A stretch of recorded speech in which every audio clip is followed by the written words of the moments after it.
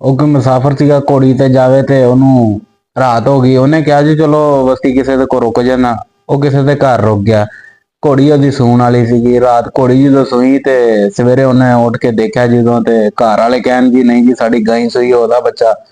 ਉਹਨੇ ਕਿਹਾ ਜੀ ਨਹੀਂ ਇਹ ਤੇ ਘੋੜੀ ਦਾ ਬੱਚਾ। ਉਹਨੇ ਕਿਹਾ ਚਲੋ ਫੈਸਲਾ ਕਰਾ ਲੈਂਦੇ ਆਪਣੇ ਕੋਲ, ਤੁਸੀਂ ਸਿਆਣਾ ਬੰਦਾ ਨਹੀਂ ਹੈਗਾ ਇੱਥੇ, ਉਹਨੂੰ ਬੁਲਾ ਲਓ। ਉਹਨੇ ਕਿਹਾ ਸਾਡੇ ਚੌਧਰੀ ਹੈਗਾ, ਉਹਨੂੰ ਬੁਲਾਉਂਦੇ, ਉਹ ਫੈਸਲਾ ਕਰਦਾ। ਚੌਧਰੀ ਨੇ ਜਦੋਂ ਬੁਲਾਇਆ, ਚੌਧਰੀ ਨੇ ਸੋਚਿਆ ਫੈਸਲਾ ਕਰਨ ਅੱਗੇ ਵੀ ਇਹ ਮੁਸਾਫਰ ਹੈਗਾ, ਇਹਨੇ ਤੇ ਚੱਲ ਜਾਣਾ, ਫੈਸਲਾ ਮੈਂ ਆਪਣੀ ਬਸਤੀ ਵਾਲਿਆਂ ਦੇ ਹੱਕ ਚ ਕਰ ਦਿੰਦਾ। ਉਹਨੇ ਕਿਹਾ ਜੀ ਇਹ ਜਿਹੜਾ ਬੱਚਾ ਵਾ ਗਾਈ ਦਾ ਵਾ, ਤੁਸੀਂ ਬੱਚਾ ਇਹਨੂੰ ਦੇ ਦਿਓ। ਉਹ ਘੋੜੀ ਵਾਲੇ ਨੇ ਬੱਚਾ ਉਹਨਾਂ ਨੂੰ ਦਿੱਤਾ, ਘੋੜੀ ਚਲ ਗਿਆ।